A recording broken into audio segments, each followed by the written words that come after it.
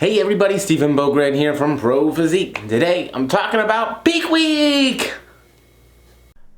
My name is Steven and this is our video about health and fitness things, and I work for Pro Physique and I am just a guy with a fitness thing for you. Hey everybody, I hope you're all having a wonderful week so far. Whoa, Peak Week, Steven. Oof, yeah. Let's get some flack for what we do in the Peak Week things for all. I don't know where the fuck that song was going. Anyways, like Steven, we already listened to one terrible song on your intro. Don't make it worse. Sorry, y'all. You right. But I do think it is very important to talk about peaking strategies and protocols. Because at the end of my last video, my question was, does it have to be that hard? Does it have to be that tough? Does it need to be something where we're cutting water for 3 days and loading and unloading and sodium and diuretics and all these other things?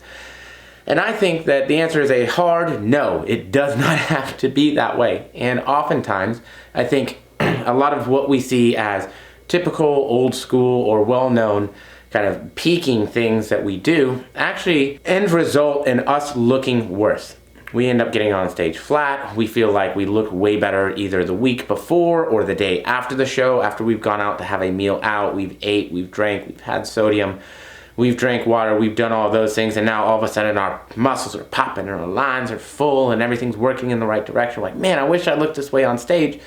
And I'm like, yeah, so how do we manage that? How do we manage that?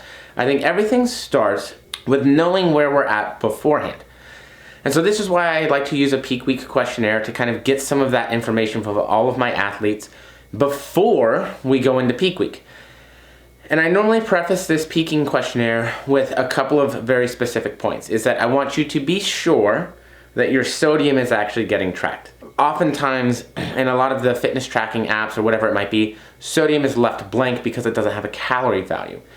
And so we just want to make sure that we have a pretty reasonable idea of how much sodium we're getting per day, and that allows us to kind of give us maybe a couple weeks ahead of time to figure that out, make sure those numbers are right, and to know what they are so that we can move ahead accordingly. What I will tell you is this is oftentimes the biggest place where people kind of interpret where their numbers are actually at. And again, I think a lot of it is due to maybe added sodium, that they salt their foods, hot sauce, other kinds of sauces, those kind of things. But also the fact that so often that sodium isn't included in part of the nutritional info. So if we just pull up our averages and say, hey, this is my sodium, that number may not be correct.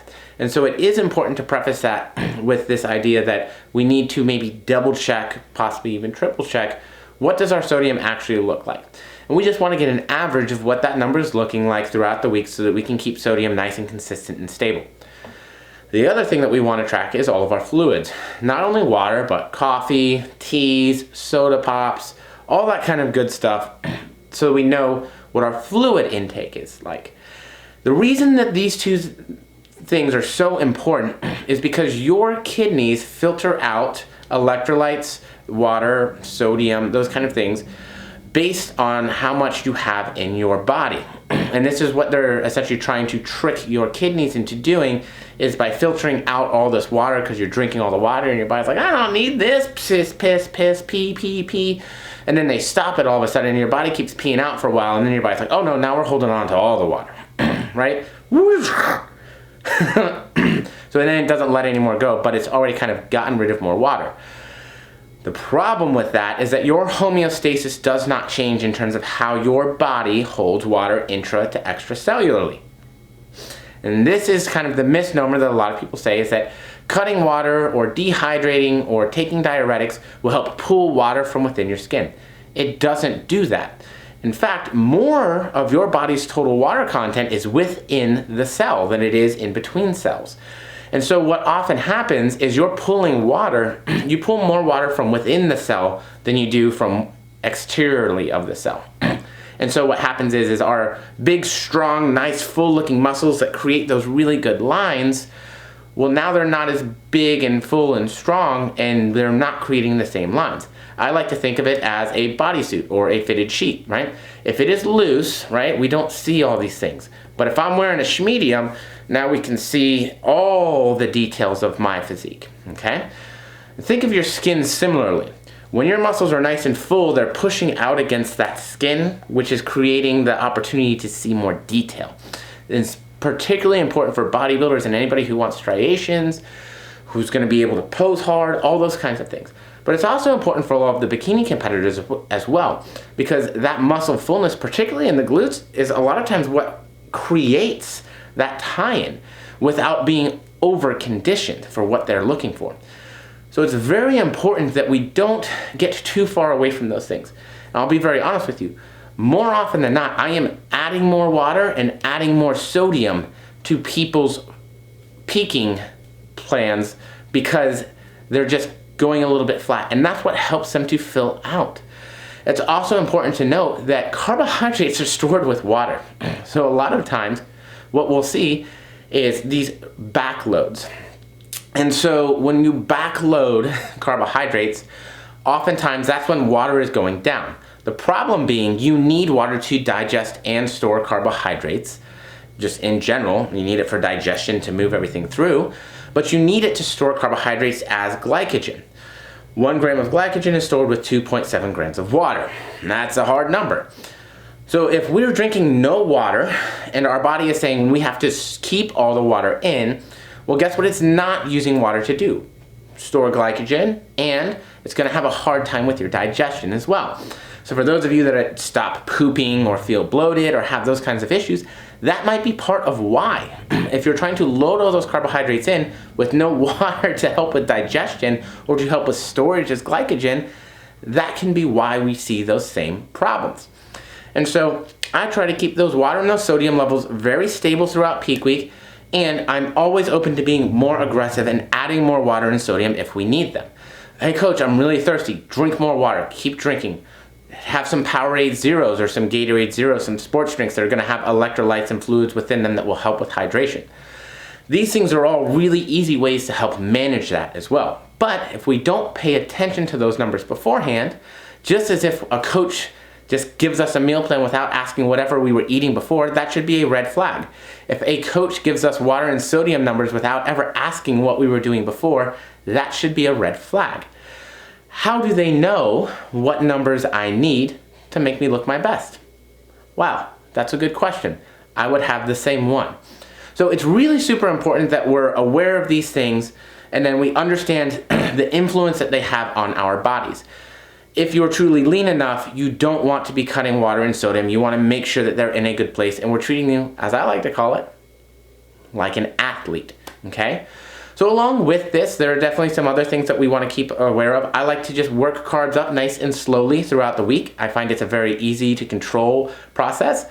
Has my competitors feeling good, not being overly hungry, and really just performing well in the gym. Along with that, the gym is something that I like to control. I do not like people going super hard in the gym during peak week.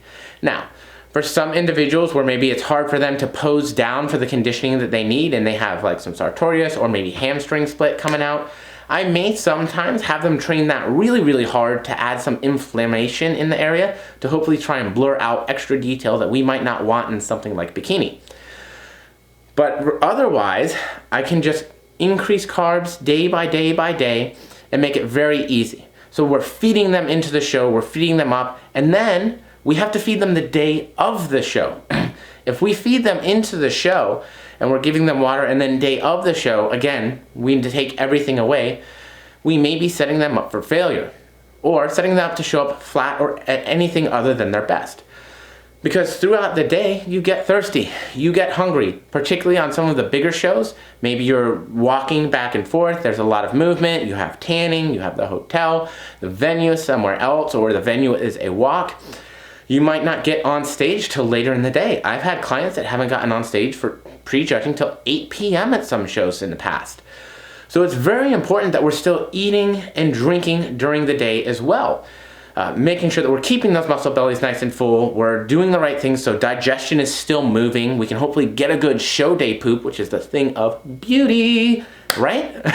And we're doing all the right things to make sure you're keeping your best look as well. And this may change based on how you're responding, but if you're cramping up backstage, if you're feeling like you're gonna pass out and you're lightheaded, there is something wrong. That is not how we fuel athletic performance.